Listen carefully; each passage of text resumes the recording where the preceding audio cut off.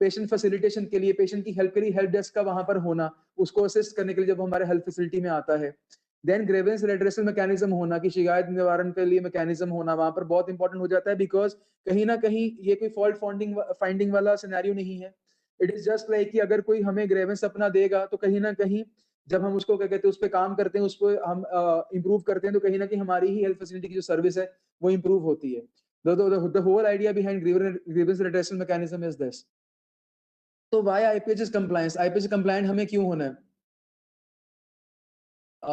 phs.kolki.health.rajkot आपने hand raise किया है। आई रिक्वेस्ट यू, आपसे निवेदन किया जाता है कि आप अपनी क्वेरी को चैट बॉक्स में डाल दीजिए। हम जैसे ही वो चैट बॉक्स में आपकी क्वेरी देख पाएंगे, हम will try to respond it to that as early as possible. So IPH compliance हमें क्यों लेकर आना है? Because we have to improve the access. हमें एक्सेस इम्प्रूव करना है। कई बार क्या होता है कि फैसिलिटी मेरे घर के बहुत पास रहती है, लेकिन उसका जो उस तक जो पहुंचने का रास्ता है, या रास्ता ठीक है, मैं वहां पर आ जाता हूँ, लेकिन इंफ्रास्ट्रक्चर ऐसा है कि वो इतना अच्छा नहीं है कि मतलब कि पॉपुलेशन को लगे कि हाँ मैं इसे एक्सेस कर सकता हूँ। तो बेसिकली कंप्लायंस इसलिए इंपॉर्टेंट रहेगा कि हम एक्सेस को इम्प्रूव करें, किसके एक्सेस को? हमारे हेल्थ केयर सर्विसेज को एक्सेस को इम्प्रूव करें through out all the public health facilities through proper planning. So the second reason why a health facility has to be उसको IPS compliant क्यों होना है? To establish a continuum care with assured referral linkages. Basically जितना भी हमारा क्या कहते हैं जो हम सर्विसेज हेल्थ सर्विसेज प्रोवाइड कर रहे हैं, तो कभी-कभार क्या रहता है कि एक पेशेंट की नीड ऐसी होती है कि उसको अक्रॉस द पीरियड ऑफ उसका जो इलनेस है, उसको डिफरेंट डिफरेंट सर्विसेज की रिक्वायरमेंट होती है। तो उसके चलते क्या रहता है कि उसको हर एक लेवल पर एक डिफरेंट काइंड ऑफ क्या कहते हैं सर्विस प्रोवाइड करनी पड़ती है। तो ये इंश्योर करना कि एट एवरी लेवल जहां पर उसको जिस चीज की रिक्वायरमेंट है, उसको वो चीज जो क्या कहते हैं उसको प्रोवाइड करनी, ताकि इसका कॉन्टिन्यूम जो है वो मेंटेन रहे, और उसको जो सर्विस है उसको लगातार मिलती रहे, and with assured referral linkages. कि मतलब कि अगर उसको रिक्वायरमेंट है, तो जो भी रेफरल जो हमारा जो मैकेनिज्म है, उसके तहत उसको उस फैसिलिटी तक पहुंचाना, जिस फैसिलिटी में जाकर उसको जो उसकी रिक्वायर्ड सर्विस है उसकी मिलेगी। यहाँ पर मैं दोबारा रिपीट करना चाहूंगा कि शायद बीच में रेज हैंड आप कर पा रहे हैं, तो उसके लिए आपको रिक्वेस्ट की जाती है कि what ever queries you have, जो भी आपकी क्वेरीज हैं, कृपया आप चैट बॉक्स में डाल दीजिए, हम उनको जरूर आंसर करेंगे। The third reason why IPS compliant is important is available of surgical and critical care services, diagnostic and drugs, including blood, reduces out-of-pocket expenditure. Basically क्या है कि अगर हमारे हेल्थ फैसिलिटी में सर्जिकल एंड क्रिटिकल सर्विसेज, अगर आपकी facility में surgical and critical services available होंगी, डायग्नोस्टिक एंड ड्रग्स अगर अवेलेबल होंगी, तो हमारी पॉपुलेशन को इन सर्विसेज के लिए कहीं और नहीं जाना पड़ेगा, और उसका जो आउट ऑफ पॉकेट एक्सपेंडिचर है, यानी कि उसके जो जेब से वो खर्चा कर रहा है या कर रही है, उसको कम किया जा सकेगा, जिससे कि उसकी पॉकेट पे इतना फर्क नहीं पड़ेगा कि उसको गरीबी रेखा के नीचे आना पड़े। जो बिगर गोल है वो यही रहता है, या उसके नीचे आना पड़े, या उसकी रेखा जो है उस तक क्या कहते हैं, मतलब कि उस लेवल तक पहुंच जाना, कि बॉर्डर लाइन पर पहुंच जाना। तो इस चीज को क्या कहते हैं, प्रिवेंट करने के लिए जो availability of surgical critical care services है, डायग्नोस्टिक ड्रग्स है, इस पर्टिकुलर क्या कहते हैं इस पर्टिकुलर एस्पेक्ट से ये चीजें काफी इंपॉर्टेंट हो जाती हैं कि क्यों हमारी फैसिलिटी को आईपीएस कंप्लायंट होना है। The fourth thing is that quality of service को इंप्रूव करना by establishing a robust accountability framework. The next is achieving the goal envisaged under National Health Policy 2017 SDGs, Sustainable Development Goals, working towards universal health coverage. तो basically कुछ goals दिए गए हैं, कुछ target लिए गए हैं हमारे नेशनल हेल्थ पॉलिसी 2017 में, एंड सस्टेनेबल डेवलपमेंट गोल्स में कुछ टारगेट्स दिए गए हैं, कुछ गोल्स दिए गए हैं, उनको अचीव करना, उनको अचीव करते हुए यूनिवर्सल हेल्थ कवरेज, जो बिगर आइडिया वो यही है कि यूनिवर्सल हेल्थ कवरेज सबको एक रिस्पेक्टेबल सर्विस प्रोवाइड कर पानी, that to free of cost, और या फिर क्या कहते हैं मिनिमम मतलब मिनिमम कॉस्ट में, ताकि उनके आउट पॉकेट एक्सपेंडिचर जितना मिनिमाइज किया जा सके उतना, मतलब it would be this would be our target basically. So the next is adherence to IPHS compliance is mandated in the conditionality framework of NHM. Basically क्या है कि ये जो हम compliance की बात करें, IPHS compliance की बात कर रहे हैं, उसको adhere करना जो है, उसका जो पालन करना है, वो mandate कर दिया गया है conditionality framework of NHM के अंडर। सो इसीलिए ये चीज बहुत इंपॉर्टेंट हो जाती है कि किस तरीके से हम अपने फैसिलिटी को आईपीएचएस कंप्लायंट बनाएंगे। What is IPHS compliance? IPHS compliance basically है क्या? आईपीएस कंप्लायंस क्या है कि कोई भी फैसिलिटी जो क्या कहते हैं 80% या 80% से ज्यादा लेवल अटेन कर रही है, तो वो एज पर दी जो नॉर्म्स आईपीएच 2022 के द्वारा दी गई हैं, तो वो पर्टिकुलर फैसिलिटी आईपीएच कंप्लायंट है। आईपीएच 2022 के नॉर्म्स के हिसाब से जो भी फैसिलिटी 80% या 80% से ज्यादा उस चीज को क्या कहते हैं कंप्लाई कर पा रही है, तो उसे हम IPH compliant health facility count करेंगे। तो ये जो गैप असेसमेंट है वो एक चेकलिस्ट के थ्रू किया जाता है और थ्रू अ टूल एप्लीकेशन। उसी टूल के बारे में आज हम डिस्कस करने के सब यहाँ पे एकत्रित हुए हैं। Ministry of health and family welfare ने इन कोलैबोरेशन, हमारी कोलैबोरेशन के साथ, एनएचआरसी के कोलैबोरेशन के साथ, नीति के कोलैबोरेशन के साथ इस ओडी के टूल को डेवलप किया है टू असिस्ट द फैसिलिटीज की मदद करने में गैप असेसमेंट में। It is an Android based app. ये एक एंड्रॉइड बेस्ड ऐप है, आप उसे प्ले स्टोर से डाउनलोड कर पाएंगे। ये आईओएस को सपोर्ट नहीं करता है। उसके अलावा it provides a score at the end of the form भरेंगे जैसे आपको एक स्कोर मिलेगा। उसको स्कोर को मिलते जैसे आप फॉर्म को सबमिट करेंगे, तो वैसे आप फैसिलिटी असेसमेंट जो रिपोर्ट है वो उसको आप देख पाएंगे।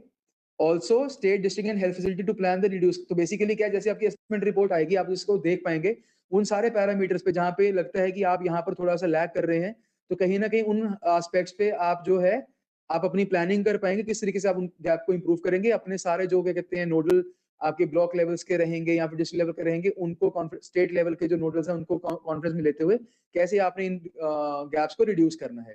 So basically there is one query in the chat box. If we can see what was it? It was regarding something. Just a second, I am.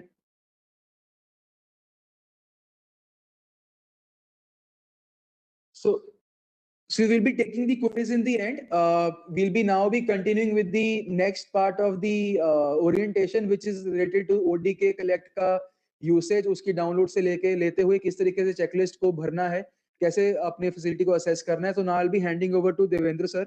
So Devendra sir आपको इस पूरी ओरिएंटेशन के थ्रू आप लेकर चलेंगे।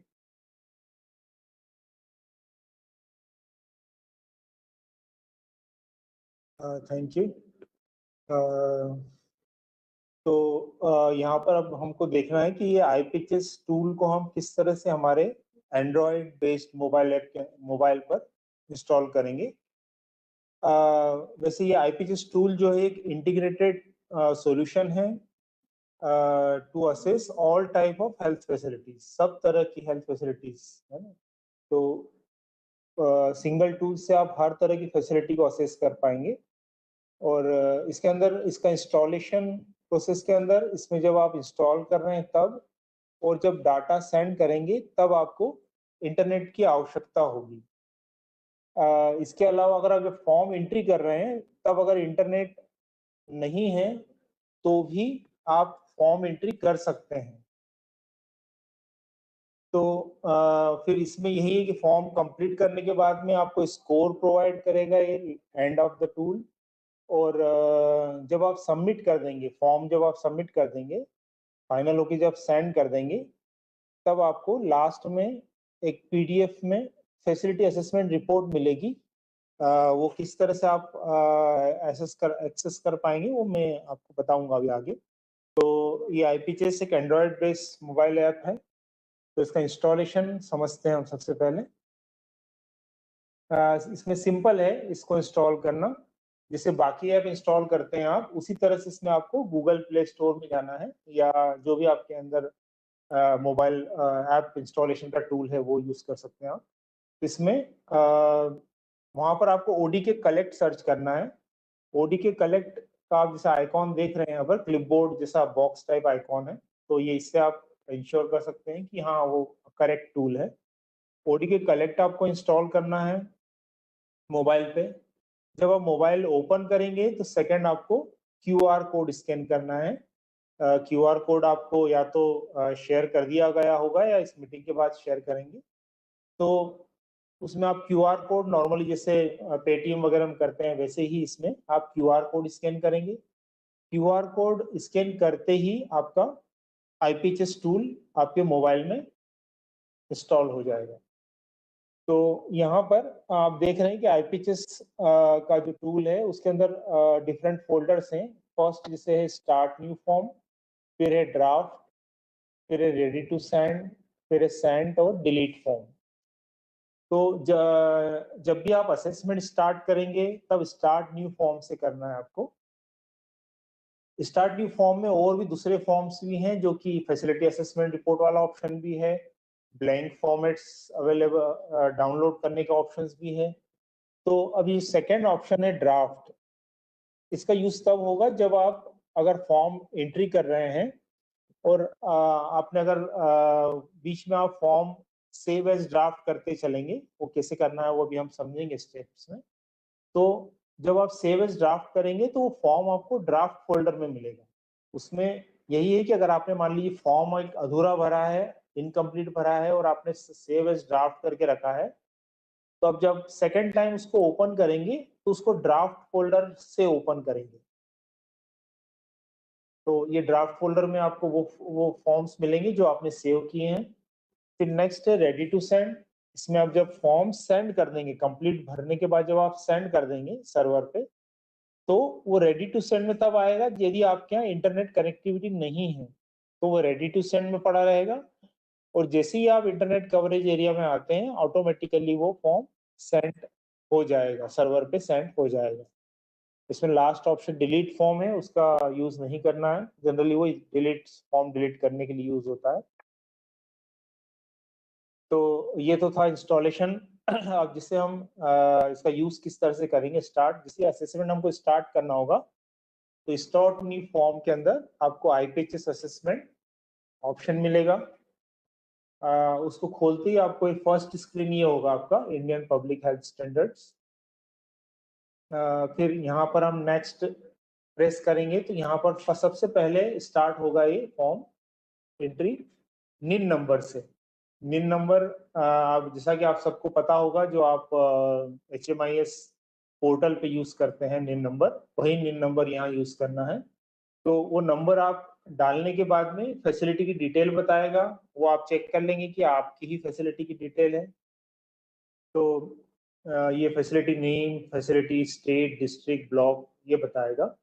और इसमें नेक्स्ट क्वेश्चन जो है HFR नंबर, ये कंपलसरी नहीं है, मैंडेटरी नहीं है। इसको आप अगर अवेलेबल हो तो भर दें। फिर जिसे आप यहाँ नेक्स्ट प्रेस करते हैं तो यहाँ पर आपको कैटेगरी और सब कैटेगरी सिलेक्ट करना है।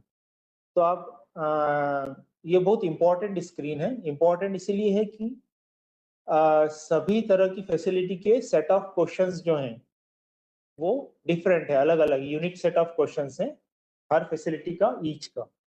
DH का अगर हम 100 बेडेड की बात करें तो उनका अलग है, DH 500 में चेंजेस होंगे। वैसे CAC का कंप्लीटली डिफरेंट है। तो यहाँ पर जो कैटेगरी और सब कैटेगरी आपको चूज करना है वो बिल्कुल परफेक्टली करें, क्योंकि इसी पे सेट ऑफ क्वेश्चंस आगे आपसे पूछे जाएंगे। अब हम नेक्स्ट चलते हैं। अब यहाँ पर हम ये जो आप ऐप यूज करेंगे उसके अंदर जो बटन्स होंगे उसका किस तरह से यूज करना है वो देख रहे हैं हम। तो जैसे फर्स्ट में न्यू फॉर्म के अंदर आपको यहाँ ऊपर एरो टाइप बटन मिलेगा, सर्कल एरो, जो रिफ्रेश स्क्रीन करने के लिए या फॉर्म का अपडेट लेने के लिए होता है। तो अगर आपके पास मैसेज आता है कि आईपीएचएस का अपडेट आया है तो आपको ये यूज करना है, अदरवाइज इसका यूज नहीं है। फिर नेक्स्ट ये जो बॉक्स टाइप आइकॉन देख रहे हैं, ये है फ्लॉपी जैसा, जो जिसका काम है save as draft during filing form. तो ये आपको हर स्क्रीन पे, हर क्वेश्चन, हर स्क्रीन के ऊपर ये दो आइकॉन दिखेंगे आपको, सेव एज ड्राफ्ट और जंप वाला, एरो वाला। तो जो बॉक्स आइकॉन है ये आप बीच बीच में प्रेस कर सकते हैं जब आप फॉर्म एंट्री कर रहे हैं, ताकि आपका डाटा मोबाइल में सेव होता रहे। और ये कहाँ सेव होगा? वही ड्राफ्ट फोल्डर में। तो सेव एज ड्राफ्ट करते ही वो ड्राफ्ट फोल्डर में आपका डाटा स्टोर कर देगा। फिर नेक्स्ट आइकॉन आप देख रहे हैं एरो और डॉट आइकॉन है। इस एरो डॉट आइकॉन से क्या होगा? जंप होगा, jump to the specific group of questions like OPD, drugs, diagnostic, HR etcetera. तो इसका पर्पस ये यूज होगा इसका कि अगर सपोज हम एंट्री करते समय हमको डायरेक्ट ड्रग्स के क्वेश्चंस फिल करने हैं, या OPD से रिलेटेड क्वेश्चंस फिल करना है, या डायग्नोस्टिक से रिलेटेड क्वेश्चंस फिल करना है, तो हमारा ये एरो प्रेस करते ही आपके सामने लिस्ट होगी ग्रुप ऑफ ग्रुप्स की और ग्रुप के क्वेश्चंस की। तो एक आप क्वेश्चंस पे डायरेक्ट भी जंप कर सकते हैं, या ग्रुप पे जंप कर सकते हैं इस एरो आइकन का यूज करके। तो एंट्री के दौरान आपको इधर उधर अगर जंप करना है क्वेश्चन पे तो इसमें इजी होगा आपके लिए। अदरवाइज आप नेक्स्ट नेक्स्ट करते रहेंगे तो ढूंढना कठिन होगा उसको। तो ये सिंपली सर्च ऑप्शन भी बोल सकते हैं, इसको हम सर्च कर सकते हैं अपना क्वेश्चन या ग्रुप। क्योंकि अगर हम देखें कि डीएच और एसडीएच या इस तरह से जो फॉर्म वो हैं वो काफी लंबे फॉर्म्स हैं। अब यहाँ देख रहे हैं आप नेक्स्ट जो है ये आप यहाँ पर असेसमेंट की लास्ट स्क्रीन पे you are the end of the IPHS 2022। तो यहाँ पर आप दो बटन देख रहे हैं, सेव एज ड्राफ्ट और सेंड। तो सेव एज ड्राफ्ट जो है वही सेम जो बॉक्स आइकॉन वर्क कर रहा था वैसे ही वर्क करेगा। ये आपका डाटा आपके मोबाइल में ही स्टोर रखेगा और सेंड बटन करते ही ये डाटा अपलोड हो जाएगा सर्वर पे। तो हमेशा सेव एज ड्राफ्ट रखना है जब तक कि आप इंश्योर नहीं हो जाते, कंफर्म नहीं हो जाते कि हाँ मुझे अब कंप्लीट हो गया है मेरा फॉर्म। तो ऊपर की मैसेज भी है इसमें कि you will not be able to make edits once you send. If you need to make changes save as draft until you are ready to send. तो ये दो बटन से ही एंड ऑफ स्क्रीन है आपका, है ना। जैसे आप सेंड बटन प्रेस करते हैं सपोज और आपके सामने मैसेज आता है sorry this response is required. इसका मीनिंग है कि आपने कोई क्वेश्चन मिस कर दिया है जो मैंडेटरी था।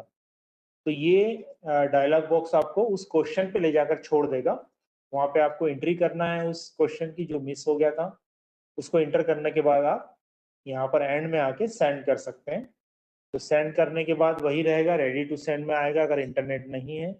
अगर इंटरनेट है तो सेंड फोल्डर में दिखाई देगा। तो वो अपलोड हो चुका है सर्वर पे। तो ये थे स्क्रीन इंफॉर्मेशन। अब यहाँ हम देख रहे हैं फैसिलिटी असेसमेंट रिपोर्ट। इसका ऑप्शन आपको मिलेगा वहीं स्टार्ट न्यू फॉर्म में। सेकंड ऑप्शन है, फर्स्ट वाला है आईपीएचएस असेसमेंट, दूसरा है डाउनलोड फैसिलिटी असेसमेंट रिपोर्ट। यहाँ पर आपको वो निन एक लिंक के थ्रू निन नंबर पूछेगा और जैसे ही आप निन नंबर इंटर करते हैं तो आपको एक लिंक प्रोवाइड करेगा जिससे आप इस आईपीएचएस फैसिलिटी असेसमेंट रिपोर्ट को डाउनलोड कर सकते हैं। और ये एक 1 पेजर रिपोर्ट है जिसमें सब कुछ कवर्ड है। आप देखेंगे टोटल स्कोर अचीव्ड दिया हुआ है बड़े बड़े अक्षरों में, जो कि आपको 80 अचीव करना है। और राइट साइड में आप देख रहे हैं सभी हेड वाइज परसेंटेज दिया हुआ है, गवर्नेंस का, human resource, diagnostic, infrastructure, drugs और सर्विसेज। और इन सभी हेड का सब हेड भी है अवेलेबल। आप देखेंगे गवर्नेंस का एक ग्रुप दिख रहा है जिसमें एडमिनिस्ट्रेशन, ट्रेनिंग, क्वालिटी ये सब हेड हैं। अगर हम नीचे डायग्नोस्टिक देखें तो लेबोरेटरी, रेडियोलॉजी ये इसके सब हेड हैं। तो इसमें ईच और एवरी हेड का सब हेड दे रखा है और आप देखेंगे मैक्सिमम मार्क्स हैं उसमें, कितना अचीव हुआ है और कितना परसेंट अचीव हुआ है वो भी उसको शो कर रहा है। और नीचे आप देखेंगे स्कोर है हर एक ग्रुप के नीचे, जो स्कोर किया गया है वेटेज के आधार पे। तो यहाँ पर आप देखेंगे गवर्नेंस में 10 वेटेज है, एचआर में 20 है, डायग्नोस्टिक में 20 है, इंफ्रा में 10 है, ड्रग्स में 20 है और सर्विसेज में 20 है। तो वेटेज के बेस पे आपका स्कोर कैलकुलेट होगा और ये स्कोर को जब आप जोड़ेंगे तो आप देखेंगे वो टोटल स्कोर जो लिखा है ऊपर अचीव उसके बराबर हो जाएगा वो। तो ये था फैसिलिटी असेसमेंट रिपोर्ट जो आप असेसमेंट होने के बाद डाउनलोड कर सकते हैं, शेयर कर सकते हैं। नेक्स्ट है ब्लैंक फॉर्मेट्स, है ना। अगर आप चाहते हैं कि आपका जो डाटा है वो आप पेपर पे अगर कलेक्ट करना चाहते हैं तो ये ब्लैंक फॉर्मेट्स अवेलेबल हैं। ये भी आपको वहीं स्टार्ट न्यू फॉर्म के अंदर जहां पर आपको आईपीएचएस असेसमेंट और फैसिलिटी असेसमेंट रिपोर्ट मिला था वहीं थर्ड ऑप्शन आपको डाउनलोड ब्लैंक फॉर्मेट्स होगा। और यहाँ पर वो सभी 19 फैसिलिटीज के पीडीएफ अपलोड किए गए हैं। तो आप अपनी फैसिलिटी का टाइप के हिसाब से चूज करके आप उसको डाउनलोड पीडीएफ डाउनलोड कर सकते हैं और डाटा कलेक्ट करने पेपर पे कलेक्ट करने के बाद में आपको मोबाइल में उसको इंटर करना होगा। तो ये ब्लैंक फॉर्मेट्स हैं। फिर ये लास्ट में वीडियो है जो आपको बताएगा कि किस तरह से इंस्टॉलेशन वही सेम प्रोसेस बताएगा। 2022 National Health System Resource Center, NHSRC, Ministry of Health and Family Welfare, Government of India has ये वीडियो सबको दिख रहा है और ऑडियो ऑडिबल है वीडियो? प्लीज चैट बॉक्स में बताएं।